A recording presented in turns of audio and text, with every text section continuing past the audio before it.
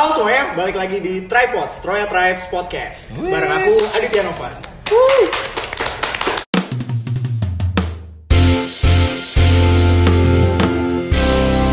Welcome to Tripods, Troya Tribes Podcast. Novan setelah melanglang buana akhirnya balik ke Tripod. Iya nih, akhirnya pulang ke rumah ya teman-teman. Apa? Ada penonton di belakang agak ribut ya guys, jadi nggak apa-apa, kita lanjut aja.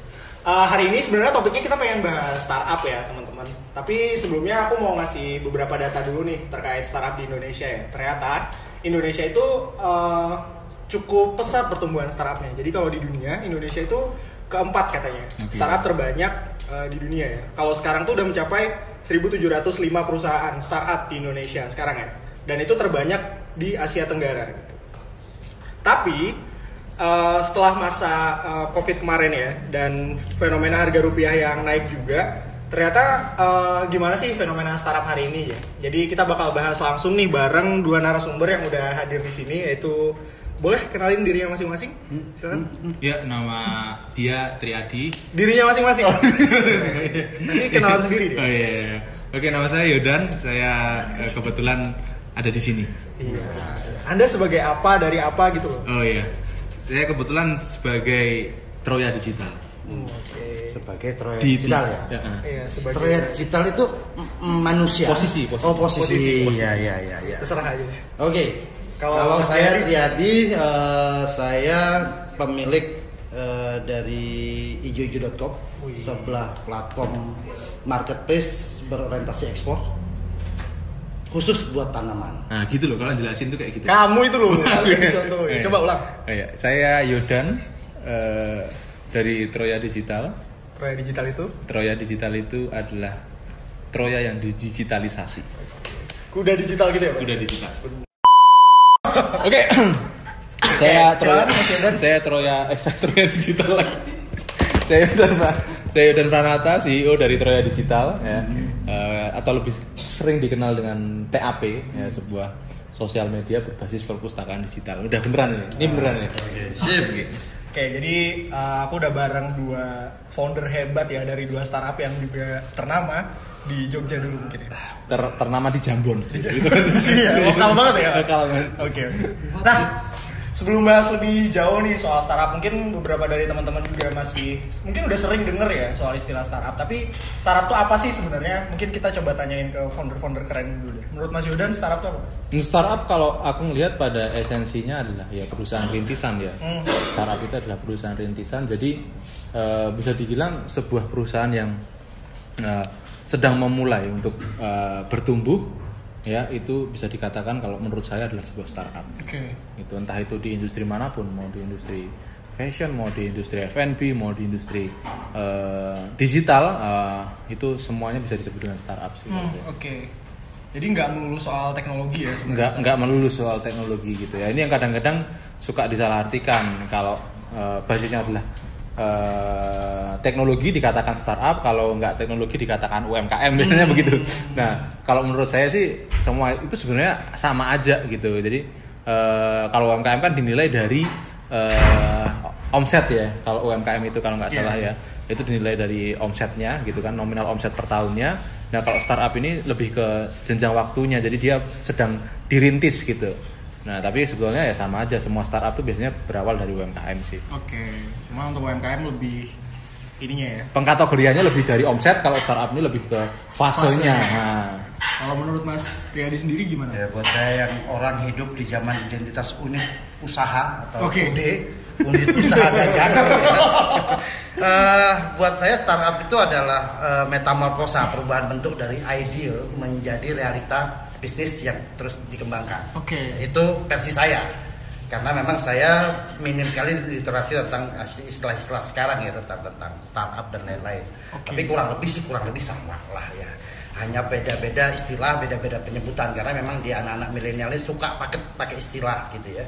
Jadi keluarin istilah-istilah baru mental health issue. Ya, kayak ada gitu ya. Gue butuh healing nih. Waduh. Melukat di Bali. Iya.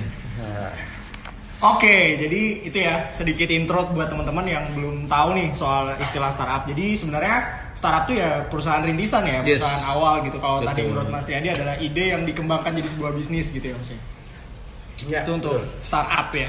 Nah, oke, buat Mas Yodan dan Mas Triadi kan sekarang udah punya perusahaan masing-masing ya atau sebagai founder lah ya sekarang. Gimana sih sampai akhirnya terpikir nih kok pengen gitu bikin sebuah startup? Dari siapa nih? Dari yang tua dulu. Boleh. Astagfirullah. Saya dulu aja kalau Saya klarifikasi ya, penyebutan istilah tua itu sekarang masuk dalam kriteria KUHP di mana perbuatan tidak menyenangkan. Jadi sudah bisa dilaporkan sekarang. Senior. Saya pribadi tidak pernah terpikir untuk bikin usaha. Oke, yang saya pikirkan awal adalah ketika saya harus survive di Jogja, menghidupi 2 orang tua dan seterusnya. Tapi ketika masuk sebuah fase baru di mana saya harus mikirkan juga orang lain, bagaimana orang lain juga bisa merasakan sukses yang saya rasakan untuk jualan tanaman ke luar negeri, karena bisnis saya jualan tanaman ke luar negeri. Gitu. Nah, jadi kalau ditanya kenapa saya memulai, ya ada basicnya cuman karena saya melihat ada orang-orang lain yang butuh tangan saya, butuh bantuan saya untuk bisa jual tanamannya dia ke luar negeri. Makanya saya memulai. Nah, akhirnya saya baru temu tuh istilah, ini adalah usaha startup yang harus saya kembangkan untuk bisa ngebantu orang lain. Jadi reasonnya apa? Ya reasonnya ngebantu orang lain. Kalau beliau kan memang untuk memperkaya diri ya. Jadi kalau saya untuk bantu orang lain. Kapitalis banget saya. Oke. Tadi itu framingnya bagus. Jadi ada yang idealis, ada yang kapitalis. Bagus. Oke. Jadi ijo-ijo tuh dibangun based on itu ya Mas ya? Based on-nya itu. Pengen membantu orang lain gitu. Based on-nya. Jadi kita tidak pernah tahu nanti kapan punya omset berapa dan lain-lain, tapi barometer saya, tolak ukur saya berapa banyak petani yang bisa saya bantu. Barometernya itu sih. Berarti kalau dia kan omset tadi ya, barometernya neracanya harus balance dan segala macam. Kalau saya basicnya berapa banyak petani yang bisa ekspor. I see. Oke, kalau Mas Yudan sendiri untuk TAP gimana Mas? Sebetulnya gini, kalau aku sendiri kan memang dari dulu, dari awal berkarir itu aku memang berkarir di bidang wira swasta ya. Jadi memang dari dulu aku nggak pernah kerja sama orang secara formal gitu, nggak pernah. Jadi memang jiwanya itu dari dulu memang jiwa wira swasta. Nah kebetulan tadinya Troya Digital itu kan tidak dibentuk untuk membuat TAP. Gitu. Jadi tadinya itu kita bisa dikatakan lebih ke seperti digital agency ya tadinya. Jadi nggak usah iya kamu di sini Pak. Nggak tahu kenapa.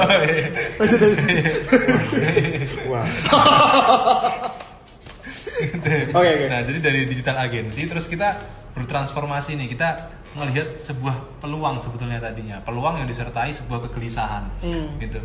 Kita melihat bahwasannya sebetulnya ada celah nih gitu di dunia pendidikan kita, yang mana kita bisa membuat sebuah platform interaktif antar siswa gitu, antar akademisi gitu, untuk bisa saling bertukar pikiran gitu mengenai suatu materi pembelajaran. Nah sebetulnya tuh backgroundnya tuh adalah di situ. Nah cuman untuk mencapai itu kan it's a long way gitu. Nah makanya kalau artinya apa Mas long way? Dilarang merokok, silakan merokok. Nah, jangan buang sampah di sini. Ya, jangan buang sampah di sini. Literasi saya tentang bahasa Inggris kurang. Pakai bahasa Arab aja Mas. Betul. Nah, itu kan sebuah journey yang panjang gitu. Nah, karena kita ini bukan background kita itu bukan yang memiliki kekuatan capital yang besar.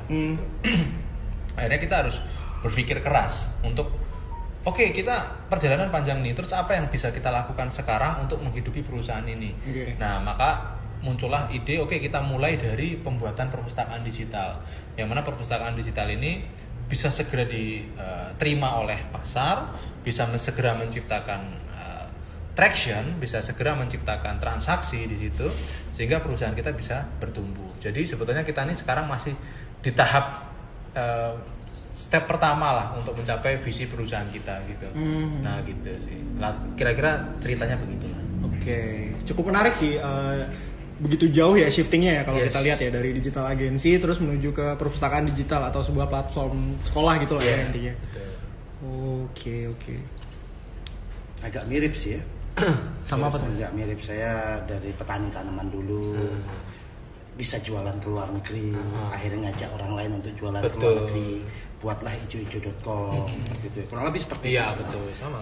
Tapi masih sejalur sih Mas, yang dijual masih tanaman bukan buku pembelajaran kan? Bukan, masih tanaman, biji tanaman dan sekitarnya, dan memang kesamaannya memang kami sama-sama menguras kantong pribadi dulu untuk memulainya. Tapi beliau sekarang udah enggak, ya kan? Kalau saya masih. Jadi kapan mau bantu saya ngeluarin kantong? Oke, buat perusahaan-perusahaan yang pengen funding ya. Oh iya dong. Oke. Oh iya dong, pede banget ya. Oke. Nah, sekarang kan lagi marak banget ya fenomena tentang startup ini ya. Entah banyak startup yang mulai bertumbuhan, terus juga baru-baru kemarin di akhir-akhir tahun kemarin terjadi fenomena startup bubbling nih gitu. Dimana para startup ini mulai ditinggalkan oleh para investornya, dan kemudian dampaknya adalah si startup ini mulai nge-layoff karyawannya gitu, karena mereka udah keburu pengen profit gitu lah ya, udah dikejar profit gini nih sama si investornya. Nah, kalau tanggapan kalian berdua sebagai founder gimana nih melihat fenomena ini? Boleh Mas Yodan dulu. Oh, aku dulu ya. Nggak ditunjuk nanti sweet. Oh iya. Iya sweet beneran. Oke. Capek. Oke. Oke, jadi kalau aku melihat gini ya, sebetulnya terlalu dini juga kalau kita mengatakan kemarin itu adalah startup bubble. Jadi kalau menurutku ini memang fenomena yang ada sebuah perubahan, betul. Ada perubahan di sini. Nah, cuman perubahannya itu adalah bagaimana cara pandang dari perusahaan dan para stakeholdernya di dalamnya, termasuk di dalamnya adalah investor-investor. Nah, investor pada zaman dulu, mungkin kayak beberapa tahun yang lalu, ini tuh memang terjadi fenomena pertumbuhan startup yang gila-gilaan. Didukung dengan waktu itu, apalagi kemarin awal-awal pandemi, suku bunga itu rendah banget. Kenapa suku bunga rendah? Karena memang kita butuh duit itu berputar kan begitu, suku bunganya rendah. Dan ditambah dengan fenomena akhirnya agregasi digital ini cepet banget. Nah, akhirnya di tahun-tahun itu para investor tuh gampang banget ngeluarin uang karena suku bunganya rendah, uangnya murah gitu kan. Akhirnya banyak banget mengeluarkan uang di situ untuk berinvestasi. Nah, di situ akhirnya pertumbuhan startup itu gila-gilaan, ya kan. Istilahnya ya zaman dulu kita bisa bikin sebuah aplikasi aja cari funding gampang gitu istilahnya gitu. Ya, belum tervalidasi bisnis modelnya, belum tervalidasi di pasar dan lain sebagainya, itu kita cari funding gampang waktu itu. Nah, akhirnya saat masuk ke dunia sudah di invest dari orang luar gitu kan. Yang diharapkan dari investor pada saat itu adalah bisa menaikkan valuasi dari perusahaan, sehingga dia bisa dapat untung atau exit bahkan gitu, bisa dapat untung, bisa exit di situ. Nah, yang diharapkan investor pada waktu itu kan seperti itu. Nah, terus tiba-tiba fenomenanya adalah uangnya jadi mahal nih, suku bunga naik kan gitu, suku bunga naik dan orang tuh udah mulai sadar bahwasannya at the end of the day cash flow is the king kan gitu, ya kan. Akhirnya orang udah mulai sadar lagi kayak gitu lagi. Akhirnya yang diharapkan investor udah bukan ke valuation game lagi, mereka udah mulai memandang oke, gimana caranya perusahaan ini profit, kan gitu. Nah, untuk membuat perusahaan ini profit atau cash flow-nya jadi sehat, itu kan caranya dua, meningkatkan profit atau mengencangkan ikat pinggang kan begitu istilahnya. Iya kan? Ya, benar. Kalau profit belum bisa dinaikkan, maka ikat pinggang dikencangkan dong gitu. Nah, ini ada 3 deh Mas, bukan 2. Apa tuh? Yang satu pura-pura profit, nambahnya lagi. Yang ketiganya ada beberapa perusahaan yang ada pura-pura profit. Karena pura-pura profit itu bisa saja dibuat di akuntansinya, bahwa dia sebenarnya punya, sama aja lah, pura-puranya punya mobil, pura-puranya punya ini, tapi sebenarnya belum layak sih itu atas profit itu gitu. Tapi itu yang kalau menurut saya sih. Jadi ada 3 Mas. Tadi ngencangkan ikat pinggang, terus memaksimalkan penjualan, atau pura-pura aja profit tuh. Pura-pura gitu. Nah, jadi di situ akhirnya yang dilakukan perusahaan adalah ya yang kemarin tadinya itu mereka hiring banyak orang gitu kan. Hiring banyak orang buat apa? Supaya ngejar valuasi. Ya kan, mereka butuh segera membuat produk yang lebih baik lagi, akuisisi pengguna lebih banyak lagi, punya 1000 karyawan. Nah, itu kan menjadi valuasi dari perusahaan. Nah, akhirnya saat sudut pandangnya para pemangku kepentingan ini sudah bergeser, itu kita harus profit nih. Ya udah, bisa make profit, dan layoff karyawan. Oke. Karena salah satu beban terberat dari perusahaan itu kan dari beban gaji nih. Operasional yang terbesar ya? Yang terbesar itu beban gajinya. Itu luar biasa besar. Nah, di situ akhirnya menjadi opsi yang cukup masuk akal buat para startup ini untuk melakukan efisiensi di karyawannya. Okay. Kalau aku sih melihatnya sih seperti itu. Tapi balik lagi, aku sih belum melihat itu menjadi sebuah startup bubble ya, artinya sebuah keruntuhan. Enggak, kita cuma harus melihat dengan sudut pandang yang lebih baik lagi gitu. Jadi artinya harus memandang dengan lebih bijak lagi. Gitu aja sih. Oke. Jadi menurut Mas Yodan, startup masih ada chance nih di tahun 2023? Banget. Oh iya. Banget. Oke. Oke, menarik. Kalau menurut Mas Triadi gimana, Mas? Menanggapi fenomena ini. Saya agak sepakat dengan. Berarti ada nggak sepakatnya? Agak aja dulu lah. Oke. Memang mungkin paradigma berpikirnya berbeda karena generasi kami berbeda. Oke. Saya sudah cenderung jadi kakeknya dia gitu sekarang ya misalnya gitu. Kalau mungkin yang sekarang kalau saya lihat fenomena layoff atau kita bicara tentang keadaan startup itu lebih kepada minimnya tanggung jawab moral sih ya. Karena beberapa kalau saya tahu bro, orang berpikir keras untuk bagaimana tidak memecat karyawan, bahkan memberanikan diri untuk menambah investment baru atau dalam tanda kutip ngutang lagi lah untuk bagaimana menjaga keutuhan perusahaannya dengan tidak mengurangi karyawannya. Kalau sekarang enggak sih, jadi cenderung untuk mikirnya nanti aja deh, ambil aja dulu karyawan sebanyak-banyaknya, butuh nggak butuh nanti suatu saat ya udah di layoff aja gitu. Tanggung jawab moral itu yang memang minim di pelaku usaha startup menurut saya itu fenomenanya. Dan banyak juga nggak sih Mas kayak startup yang akhirnya dia melay-off dengan secara tidak layak gitu si karyawan-karyawannya? Tidak hanya pada fase melay-off-nya atau memecatnya yang tidak layak, tapi proses merekrutnya pun sudah tidak layak. Oke, karena sebenarnya perusahaan tidak mampu ya? Iya, sebenarnya belum layak untuk punya karyawan 100, memaksakan diri punya karyawan 1.500. Oke. Jadi akhirnya bahwa dicarilah celah-celah hukumnya. Oh, kalau dia saya kontrak, saya terbebas dari kewajiban-kewajiban A. Kalau saya kontraknya 3 bulan, saya terbebas dari A dan B, C dan tadi mencari celah agar saya kelihatan profit. Nah, padahal ya tadi kelihatannya bahwa lebih memaksakan diri ya gitu. Oke. Benar sih. Terus gimana nih Mas tanggapan kalian berdua terkait kalau dulu kan sempat ya di tahun 2021, 2022 itu kerja di startup itu kayak jadi apa ya, kayak dream job gitu lah ya. Wah, aku pengen kerja di startup nih, di tech company gitu misalnya. Gajinya 2 digit, belasan juta gitu ya.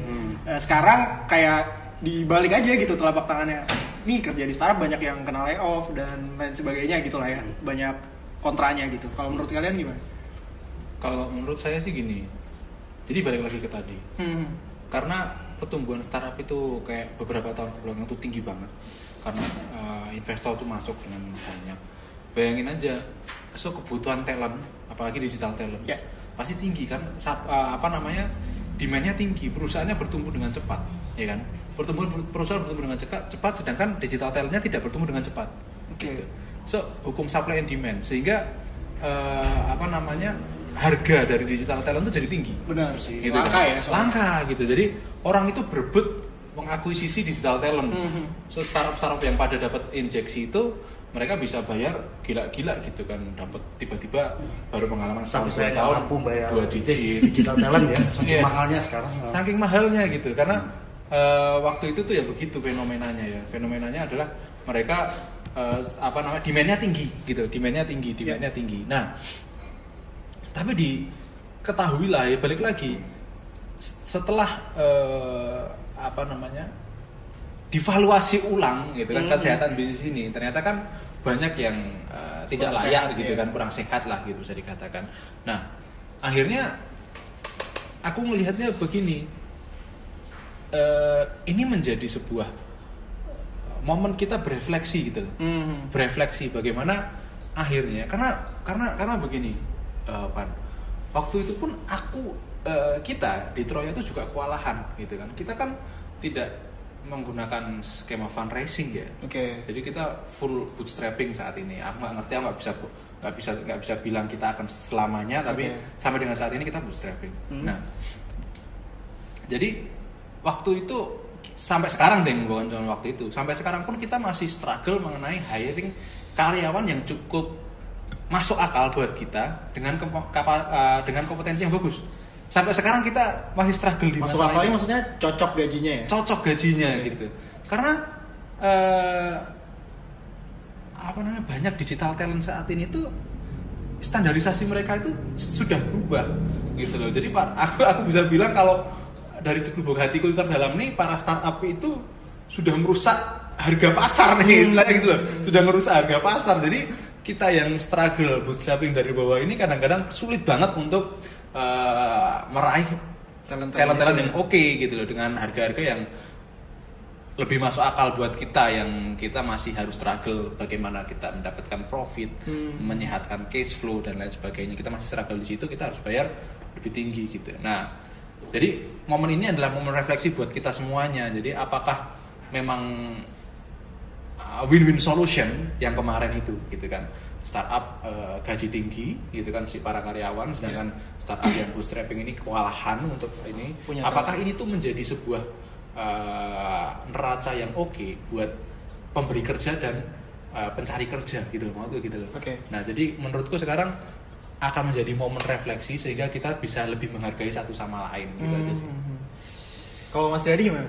Kalau saya mungkin berpikirnya nyaris nggak cuman tentang efek dari fenomena startup itu sendiri yang membuat tadi kebutuhan talent digital ini angkanya jadi melambung, tapi juga ada faktor lifestyle.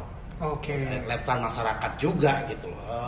Ya saya juga bingung berapa gaji satu karyawan yang dia pakai iPhone terbaru, cuman ngurusin jaga warung kaki lima yang dalam tanda kutip itu juga startup, gitu ya. Tapi udah pakai iPhone terbaru.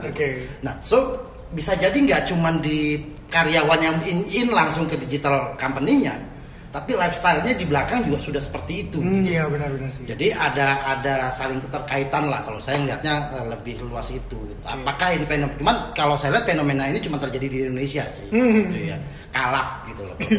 Semua bikin startup, semua mendadak startup digital, mendadak startup. Nah, tapi sampai hari ini saya masih melihat teman-teman yang akhirnya memang mereka benar-benar profesional pengen bekerja di dunia digital, akhirnya lari ke Singapura.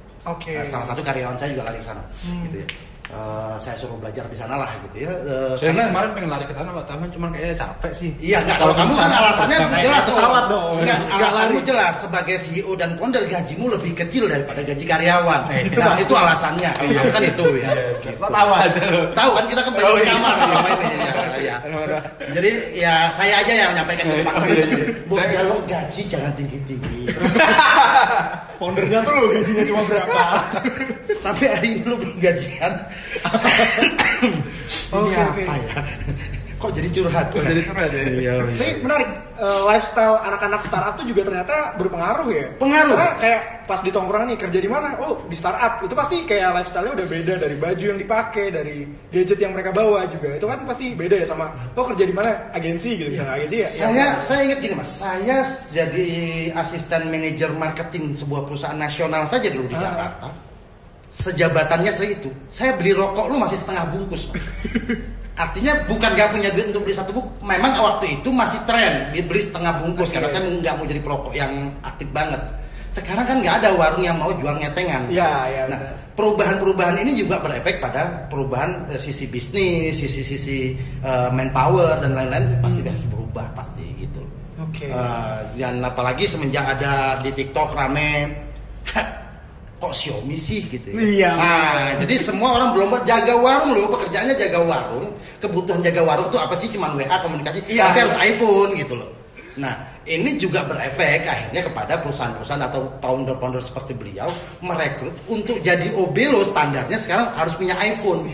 Gitu. Jadi kasihan kan orang-orang seperti itu. Makanya cepet-cepet pensiun jadi founder ya. Kalau jadi founder kayaknya nggak bisa pensiun deh, jadi CEO-nya kayaknya yang bisa pensiun. Iya, dia enggak, saya suruh tutup semua bisnis dia. Jadi karyawan aja. Waduh.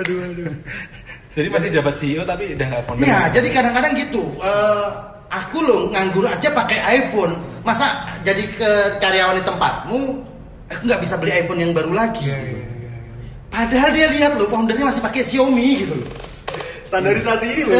Standarisasi mental itu gitu loh yang juga pengaruh kalau dilihat dari sisi aku nggak jelimet di pikiran sekarang ekonomi begini, enggak lah, basic kitanya sendiri. Saya belajar ini karena pernah punya kesempatan hidup beberapa lama di Guangzhou, China. Di sana punya aturan negara yang ketat sekali, Mas. Kalau kamu belum layak punya motor, nggak ada tuh orang leasing motor di sana. Kalau kamu layaknya makin naik sepeda, kamu berani beli motor, maka kamu masuk ke ranah pidana. Pernah lihat kasus yang di TV, ada orang dapat warisan, dia beli lift untuk di rumah susunnya, bukan apartemen ya, rumah susunnya. Dia dipidanakan karena dia dianggap tidak layak. Nah, kalau di kita kan enggak gitu. Nah, ini menyangkut ketika dia cari kerja harus bisa menopang lifestyle-nya dia. Gitu. Ya penghasilan baru cukup buat nongkrong di kaki lima, pengennya di kafe gitu loh. Kita di Indonesia ini gitu. Makanya buat kami yang founder nyari karyawan susah. Iya susah banget sekarang. Di Jogja yang tadinya UMR-nya sekian gitu, sekarang udah UMR tuh bukan barometer, Mas. Udah bukan barometer. Gak dilihat lagi ya, temenku digaji sekian. Oke, temenku yang lebih goblok, IPK-nya sekian di Singapura dia gaji sekian, gitu. Jadi barometernya bukan IPK lagi, bukan UMR lagi, tapi lifestyle sekarang barometernya, gitu loh. Jadi saya kelihatan kan kenapa saya jadi CEO dan founder yang cenderung nggak pengen punya karyawan akhirnya. Lebih ribet hidup saya. Tapi ya suatu saat mau nggak mau ada sebuah kebutuhan pasti ya, kita sesuaikan. Tapi dengan keadaan saya yang baru 2 tahun ini merintis ijo-ijo.com, rasanya berpikir keras untuk bagaimana menghadirkan satu talent yang tadi efektif dan efisien. Secara gajinya cukup kita logis buat kita berikan, tapi secara kemampuannya dia juga skill yang dia berikan ke perusahaan juga memadai. Benar. Nah sekarang kemampuannya kecil, tapi pengennya gede gitu. Nah, sementara kita dulu gini, saya baru bisa dapat gaji 900.000 misalnya tahun 98 baru bisa dapat gaji segitu. Kalau saya memberikan omset 1.000 kali dari gaji saya. Dulu acuannya itu loh, Mas. Jadi kamu minta digaji berapa? 5 juta. Berarti kamu harus bisa ngasihin 500 juta dalam sebulan. Nah itu problemnya, Pak. Karena waktu itu perusahaan-perusahaan konvensional itu mereka ngelihatnya di cash flow. Gitu. Sedangkan perusahaan sekarang itu tidak melihatnya di cash flow. Perkembangan. Mereka melihatnya di valuasinya. Yang mereka kejar adalah valuasinya. User gitu. Makanya saat sekarang ada kejadian lucu. Aku sempat interview seorang calon karyawan. Gitu. Berapa banyak Mas karyawannya? Sering kali ya kayaknya wawancara interview. Ya kalau sekitar seminggu 3 lah. 13.925 setengah. Waduh. Ya. Itu warga Jogja semua kan? Itu dari negara plus 26 atau 26 plus. Terus gimana? Jadi waktu itu aku sempat interview karyawan. Bahkan dia tuh tidak segan untuk meminta salary yang lebih besar daripada CEO-nya. Gitu. Jadi dan aku tanyakan ke dia dan dia merasa bahwasannya ya nggak apa-apa Mas, aku minta lebih tinggi daripada kamu. Gitu loh. Gitu loh. Di kondisi itu dia tahu gajimu berapa, Mas? Tahu. Oh, tahu. Kasih tahu gitu. Aku kasih tahu kalau segitu itu gajimu lebih tinggi daripada aku. Ya nggak apa-apa. Dan dia menurut dia nggak apa-apa dong dia dapat lebih tinggi karena mindset dia adalah skill dia itu bisa meningkatkan valuasi dari perusahaan itu. Gitu. Nah, sedangkan aku itu bukan perusahaan fundraising gitu. Aku tidak mencari valuasi, aku mencari positif cash flow gitu. Gitu loh. Jadi nggak ketemu gitu. Nah, seperti tadi dikatakan saat tahun 98 itu apa namanya? yang dicari adalah aku perusahaan hire seseorang berarti perhitungannya adalah kalau aku hire seseorang ini berarti omsetku harus bertumbuh sekian. Kan begitu. Sekarang enggak. Soalnya masalahnya perusahaan lain banyak yang enggak begitu gitu loh. Perusahaan lain tuh aku enggak peduli omsetku, yang penting aku hire ini valuasiku bertambah berapa begitu. Aplikasiku cepet jadi, bisa meningkat gitu ya. Kalau Troya sendiri masuk di kondisi yang seperti apa? Memang valuasinya saja kah yang dikejar atau memang cash flow-nya juga? Kalau kita 100% ngejar cash flow-nya, bukan valuasinya. Karena kita bukan Oke, teman-teman, jadi pergi dari sini. Yang rasa gajinya udah mendekati gaji founder, tolonglah ya, sadar diri lah. Sadar diri ya.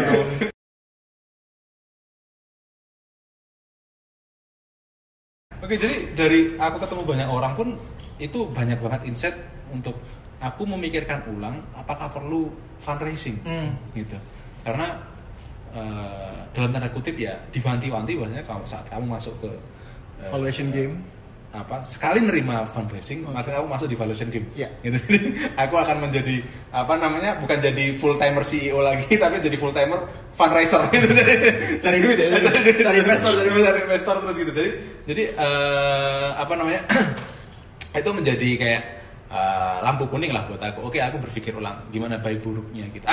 Ini disclaimer, aku bukan menyalahkan Nah, ini tidak ada bicara salah dan benar sih. Pilihan. Kan ada pilihan tadi di valuasinya. Iya. Jadi akhirnya terjebak dengan mencari fundraising terus gitu. Atau memilih untuk menjaga cash flow-nya. Betul. Agar sustainable bisnisnya jauh lebih terjaga. Dan yang dua-duanya nggak ada yang salah, tergantung dari si founder. Itu memang dia itu objektifnya mau kayak gimana. Yang salah itu nggak berusaha. Yang salah itu yang nggak berusaha. Kan namanya perusahaan, Pak. Ya. Berusaha. Begitu. Sama, kemarin kan kasusnya saya sedang mengalihkan berusaha untuk cari CEO buat tempat saya. Oke, saya dengan selama ini bekerja dengan 3 orang, saya bisa masuk ke 18 negara. CEO yang baru saya tantang, kamu akan bisa bawa produk Indonesia ke berapa negara kalau jadi CEO di sini? Gak berani jawab, Pak. Karena yang dia tahu suruh nyebut waktu dia berangkat dari rumah, suruh nyebut gaji aja dulu yang disiapin itu. Yang diapalin sama dia. Itu yang diingat. Jadi minta gaji berapa, dia hitung kebutuhan dia dan kesenangan dia. Gitu. Itu teman-teman, kalau interview jangan diapalin ya makanya.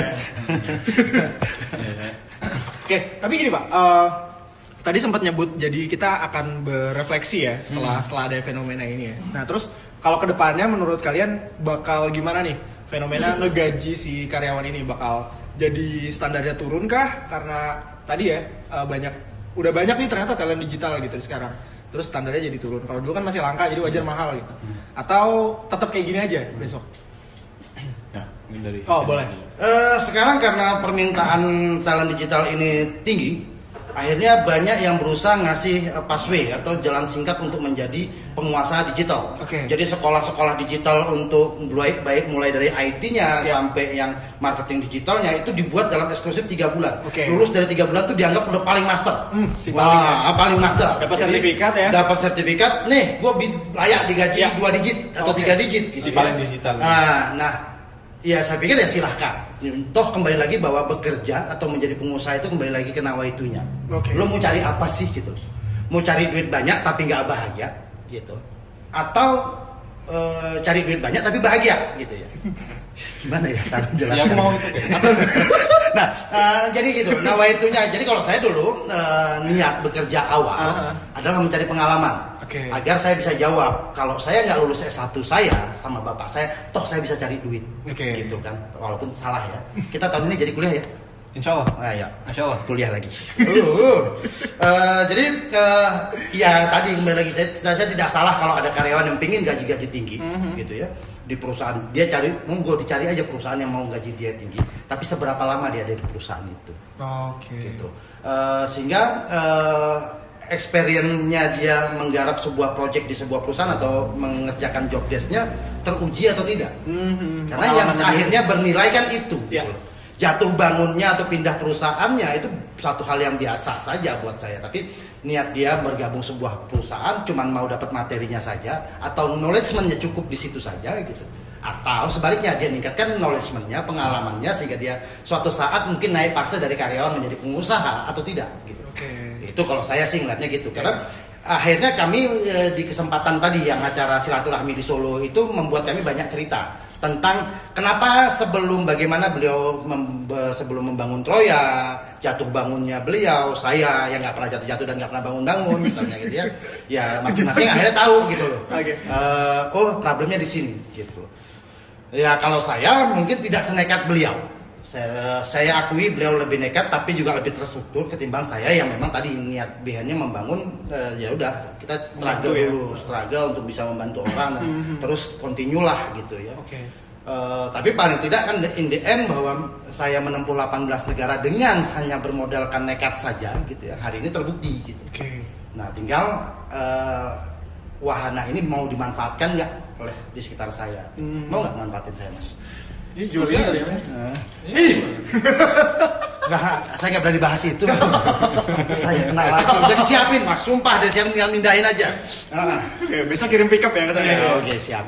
Oke, Mas Yudan gimana? Oke, kalau aku sih gini, dari lubuk hatiku yang terdalam, aku Ya. sih aku berharapnya standarisasinya nggak turun, tapi disesuaikan, gitu. Artinya begini, aku kurang cocok ya, aku nggak bilang salah ya, mungkin dari sudut pandangku aku kurang cocok itu adalah standarisasinya, balancing antara si karyawan dan si perusahaan ini berdasarkan si perusahaan ini burn money dari investor, Iya. gitu. Nah, di sini aku yang nggak setuju. Cuman saat standarisasi gaji tinggi karena cash flow perusahaan memang bagus, profitnya memang tinggi. Nah, ini yang aku inginkan. Jadi aku tidak berharap standarisasi karyawannya turun, tapi si perusahaannya ini kita mulai ngerti bahwasanya cash flow kita penting dan menaikkan profit terus-menerus. Oke. Gitu sih. Kalau aku lebih berharap seperti itu aja.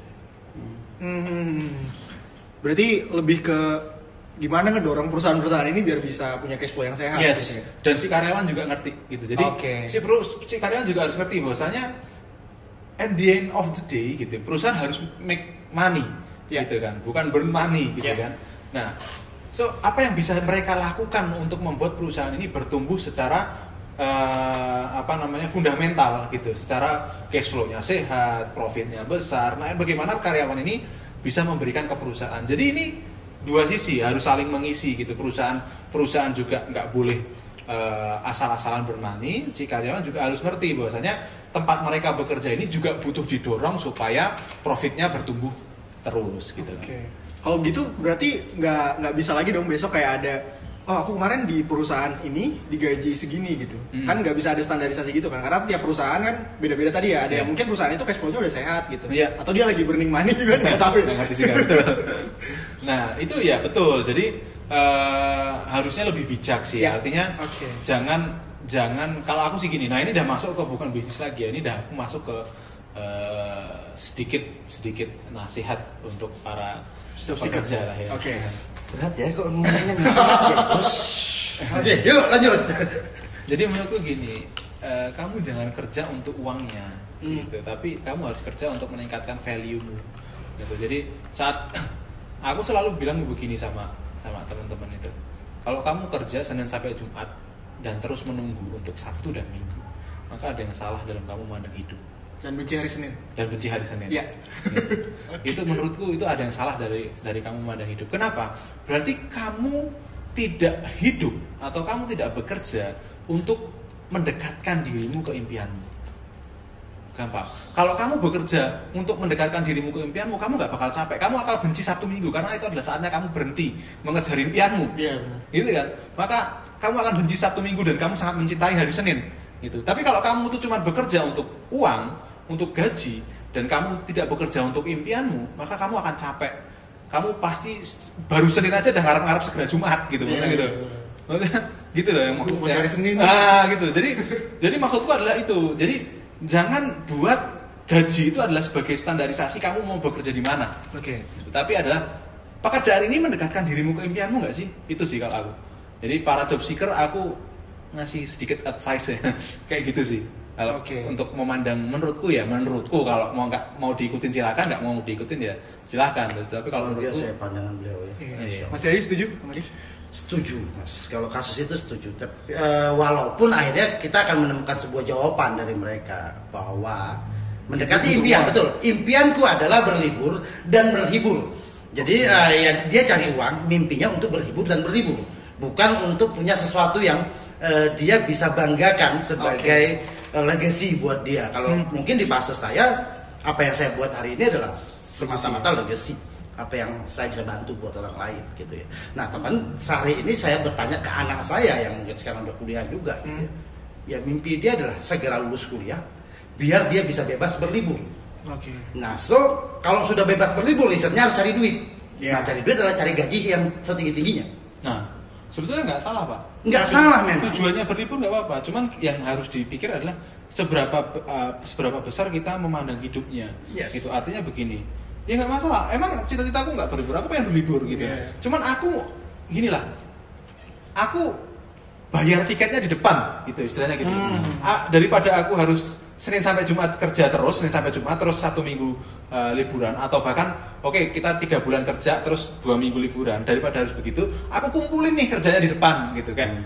Oke, aku selesaiin dulu pekerjaanku gitu kan, selesaiin dulu target-targetku, baru nanti gitu setelah aku cukup stabil dalam posisi keuangan, aku mau berlibur yang sepuasnya dan lebih berkualitas. Artinya kan itu pilihan tentang memaknai mindsetnya akan seperti apa iya, dalam pilihan hidup gitu kan. betul. Gitu. Jadi aku ya kalau misalkan memang itu kalian rasa itu terlalu lama atau terlalu berat, ya kalian pilih yang kerja Senin sampai Jumat terus, yang nggak apa-apa, itu pilihan. Cuman aku hanya melihat dari helikopter view aja sih, dari pandangan yang lebih luas lagi gitu. Tapi setuju nggak Mas kalau ini terkait dengan juga yang dibangun selama ini di era orang tua kita dulu gitu ya, bahwa hidup itu adalah menjadi sarjana, menjadi karyawan, PNS yang punya weekend, liburan dan segala macam gitu ya. Itu yang dibangun. Yeah. Ketika kita memilih tidak lulus kuliah aja saja jadi sebuah petaka buat kita di rumah gitu ya. Apalagi ada teman saya sih orang tuanya guru besar. Oke. Ya, Saya kenal juga tuh. Ya, Kenal saya. nggak lulus gitu. Iya, parah 3 banget. kali kampus pindah nggak lulus gitu. Parah Jadi ya itu sudah melanggar pakem itu. Nah, Tapi in the end kan dia bisa jawab bahwa gue sukses. Nah pertanyaannya mereka yang punya idealisme tadi, pokoknya mau liburan cari gaji tinggi-tinggi, lu bisa melanjutkan hidup lu dengan yang lebih bahagia nggak sih, lebih tenang apa enggak sih gitu. Bahwa hidup tuh nggak cuma sebatas menjadi karyawan gitu hari ini gitu. Nah kita sebenarnya pengen ngajak teman-teman yang mau berjibaku sama kita ngebangun bisnis kita agar suatu saat kamu juga bisa punya bisnismu sendiri. Bukan seumur hidupmu jadi karyawan gitu. Karena seorang tua saya adalah seumur hidupnya jadi karyawan gitu, dan ketika anaknya tidak mau jadi karyawan aja udah satu hal petaka buat dia gitu. Jadi ada pengaruh hari ini juga pengaruh bagaimana orang tua kita membangun mindset buat anak-anaknya. Ya, setuju. Gitu dia. Agak lebih tua ya. Lebih was gitu. Ya kelihatan sih. Nah, kelihatan ya. Jadi kamu kenal juga sama teman yang tadi yang nggak lulus Nggak kenal sih. Nggak kenal ya? Nggak kenal ya. Nanti nongkrong lagi tadi. Oke, siap. Padahal orang tuanya guru besar loh. Iya. Dua-duanya lagi. Universitas ternama di Jogja. Ini inisial deh, inisial. Inisialnya Inisialnya ini. Coba aku tebak ya. Inisialnya YODAN bukan? betul. Itu iya kayaknya itu. Bisa jadi.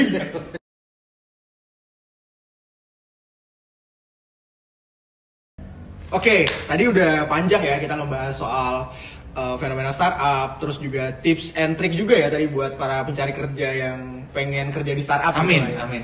Semoga bisa jadi tips ya. semoga bisa jadi tips. Semoga bisa Amin. dapat hidayahnya ya teman-teman.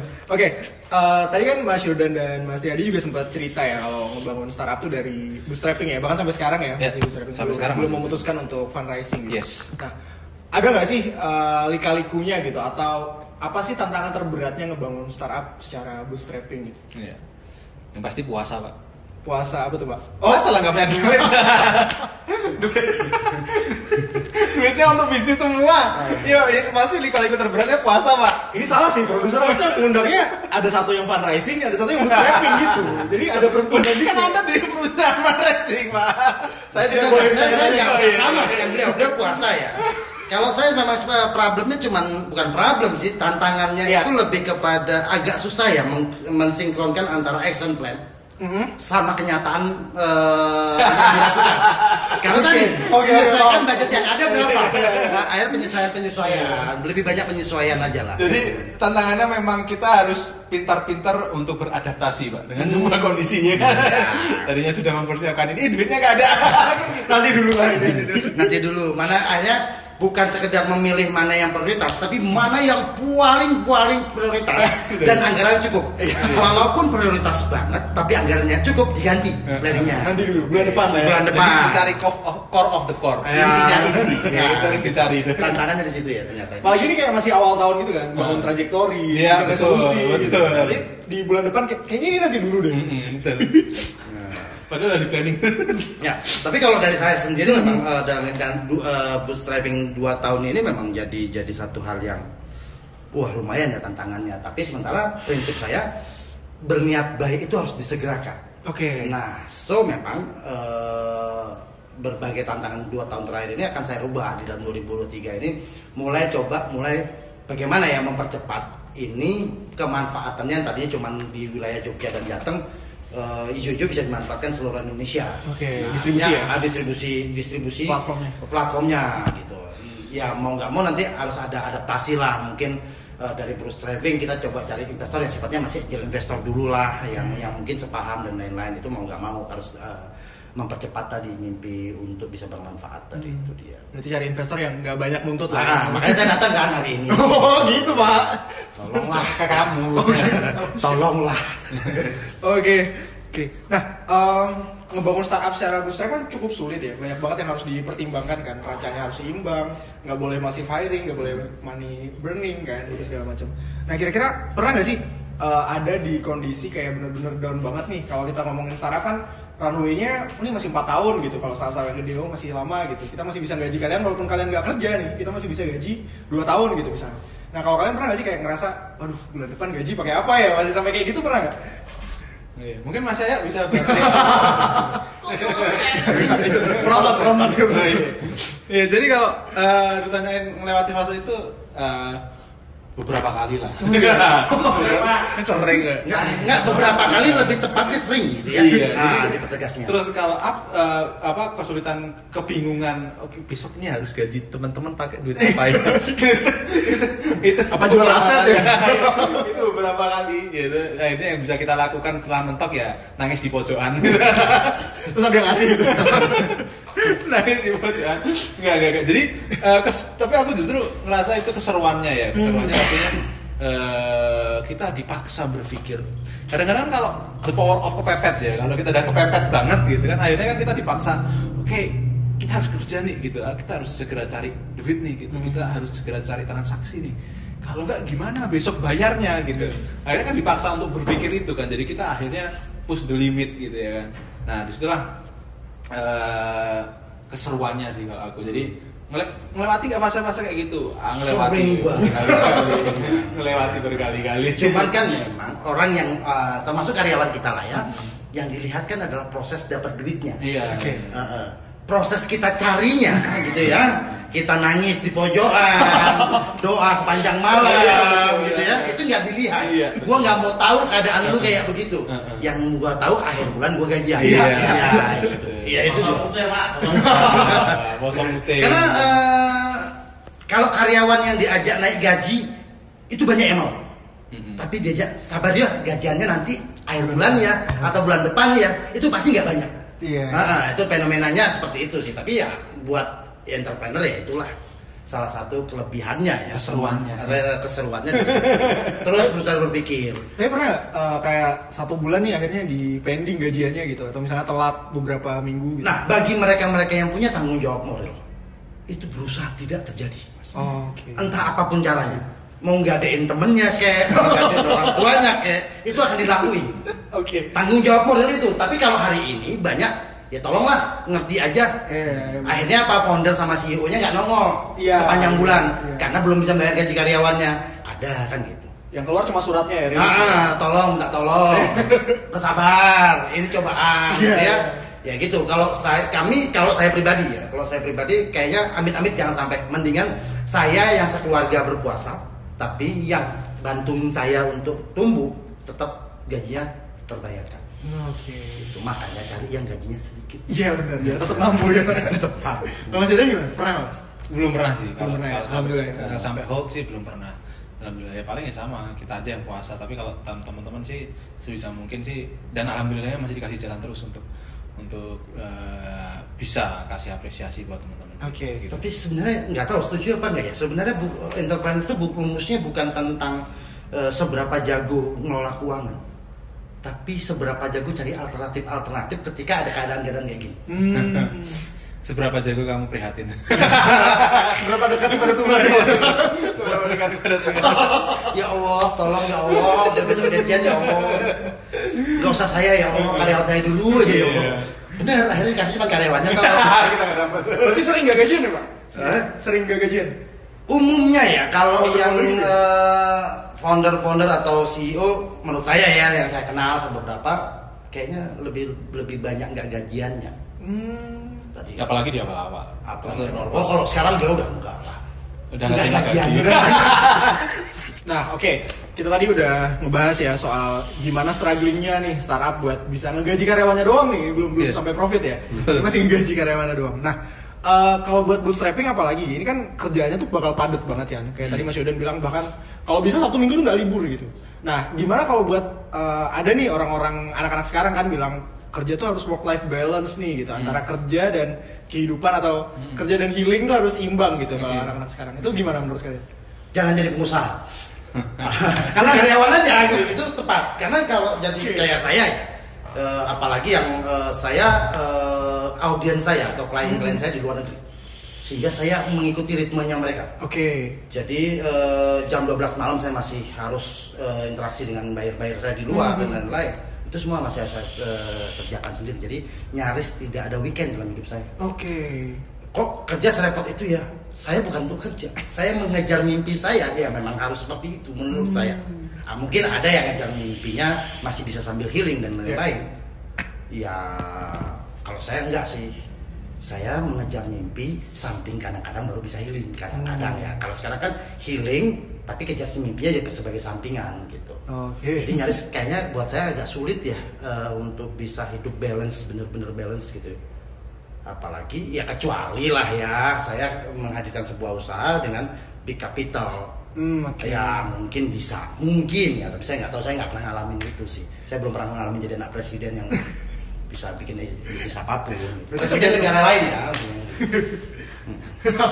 atau kalau Mas Yodan gimana Mas? Kalau jenengan selama ini bisa healing nggak atau bisa Tadi aku diem aja ya. seminggu nggak mikirin pekerjaan bisa nggak? Oke. Atau pengertian work life balance deh menurut Mas Oke, Yodan. gini sih. Kalau aku begini, melihatnya begini ya. Aku sangat mendukung work life balance. Nah, cuman di sini itu tadi mungkin pengertianku tentang work life balance ini berbeda dengan pengertian umum. Artinya work life balance tuh gini.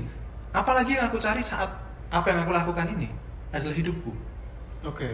This is life ya. This is life. Your Itu work is your life. bukan aku makanya aku tadi bilang aku bukan bekerja Senin sampai Jumat untuk liburan Sabtu Minggu. No, kalau itu oke, work life balance-nya adalah Senin sampai Jumat cari duit, Sabtu Minggu liburan, healing. Dan kita nggak ngerti yang mau healing ini gimana karena sakitnya di mana aku nggak ngerti. Healing kan Apa yang di-heal ya? Nah, apa yang di-heal itu aku nggak ngerti gitu. Nah, aku bukan begitu. 24/7 365 hari dalam setahunku itu adalah hidupku. Dan aku melakukan itu, maka keseimbangan yang aku bilang adalah saat aku cukup waktu untuk menjaga komunikasiku dengan keluarga, cukup waktu menjaga pekerjaanku supaya tetap dalam top performance, cukup waktuku untuk beribadah, cukup waktuku untuk aku makan makanan sehat, itulah work life balance buat aku. Okay.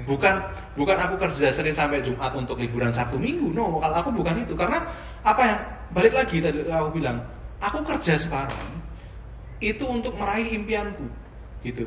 Jadi work life balance-ku ini jangka panjang gitu loh. Dan apa yang aku lakukan sekarang itu aku menyenangi karena menurutku begini, semua pekerjaan itu gini. Masalah passion itu sebenarnya menurutku bisa diciptakan. Yeah. Gitu. Jadi kecintaan terhadap sebuah pekerjaan itu bisa diciptakan gitu. Dan aku mencintai pekerjaanku dan ini adalah my life gitu. Apa yang aku lakukan adalah my life. Jadi aku ngerasa dengan aku bangun pagi ya, olahraga walaupun cuma seadanya ya kan, olahraga ini saksi nih kalau aku beneran olahraga. Iya. Olahraga Terus up jari. bisa baca buku, bisa ngobrol malam sebelum tidur sama anakku gitu. Terus bisa makan tepat Udah waktu. punya anak Mas ya? Alhamdulillah. Iya. Itu adalah work life balance buat aku.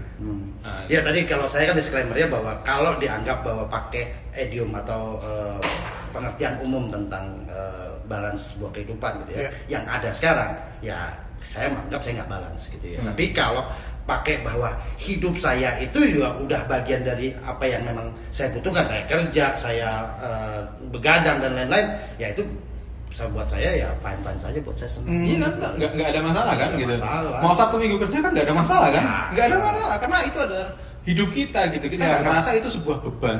yang harus dihilingkan gitu, harus di-heal gitu. Enggak, Justru kita malah nggak- sebenarnya bekerja adalah tempat kita healing kalau saya ya. Betul. Jadi sebuah cerita. Jadi Maret kemarin istriku meninggal. Ya, aku sempat drop beberapa hari nggak bisa tidur. Yang membuat aku healing, misalnya ini literally healing gitu, karena itu sebuah sakit kan, sakit kekecewaan kan, walaupun itu kecewaan yang fana ya, aneh banget aku kecewa saat istriku nggak sakit lagi terus ketemu Tuhan, itu kan aneh banget sebenarnya. Tapi itu kan sebagai manusia manusiawi ya untuk aku kecewa gitu. Tapi yang menyembuhkanku itu adalah saat aku bekerja. So di hari keempat aku paksa untuk masuk kantor, untuk aku bekerja lagi, disitulah aku bisa mulai menemukan ketenangan gitu. Oke. Oh setuju sih. Tapi work life balance ini sebenarnya adalah standarisasi yang salah juga ya. Akhirnya standarisasi ini nggak bisa diterapin di semua orang gitu. Yes. Kayak Mas Yadi tadi punya balancingnya sendiri ya untuk kehidupan ya. Kalau Mas Yodan juga sama. Nah, aku juga sama. Jadi ngerasain kalau di umur sekarang work life balance tuh kalau kamu Sabtu Minggu liburan, itu kamu kapan ngumpul duitnya gitu, kayak Senin sampai Jumat kamu kerja gitu, terus Sabtu Minggu duitnya dipakai buat liburan, itu jadi nggak ngumpul. Iya kan, malah jadi makronya itu kamu jadi nggak melihat sebuah keseimbangan kan, kamu hanya melihat keseimbangan di mikro aja ya, gitu. ya. Kayak pikirannya jadi sempit banget gitu. Udah aku udah kerja, aku harus balas dengan healing gitu. Sama kan kalau lihat mas yang sebelah saya ini ngerokok, itu sebenarnya orang bilang itu nggak sehat. Nggak, bagi dia itu membantu ekosistem petani tembakau. Betul. Mindset ya, mindset. Baik lagi mindset. Betul. Keseimbangan ya. Oke. Sebelum kepanjangan terakhir pertanyaan terakhir. Kalian berdua kan adalah founder dari startup ya, yang masih bertumbuh juga sampai sekarang. Harapan kita sampai nanti lah ya, sampai jauh banget lah. Nah, buat kedepannya apa sih harapan kalian buat industri startup di Indonesia ini sendiri? Pengen kayak gimana gitu ke depan? Oke. Mungkin tadi aku udah sampaikan juga ya, harapanku adalah kita segera menemukan keseimbangan. Jadi saling merefleksikan diri dari semua stakeholder di sini, dari investornya, dari perusahaannya, dari karyawannya, dari usernya. Ini kita harus sama-sama menemukan sebuah titik keseimbangan. Jadi kita harus ngerti bahwasanya nggak bisa menuntut lebih tinggi gitu. Jadi si investor juga jangan menuntut lebih tinggi. Aku harus segera exit, harus segera punya duit. Terus si perusahaan juga jangan naif banget lah gitu. Kamu butuh cash flow yang sehat dan lain sebagainya. Terus karyawan juga nggak menuntut terlalu tinggi juga. Lu harus tahu bahwasanya perusahaan butuh cash flow yang sehat, butuh bertumbuh. Dari user juga gitu. Jangan terus-terusan minta gratisan kan begitu istilahnya begitu ya. Iya kan, itu sebuah. Jadi harapan saya kita membuatkan sebuah ekosistem yang sehat sehingga ekonomi ini berputar dengan baik. Bukan hanya fenomena sesaat aja gitu loh. Aku pengen ini menjadi sebuah ekosistem yang sehat gitu sih. Saling berempati lah ya. Betul.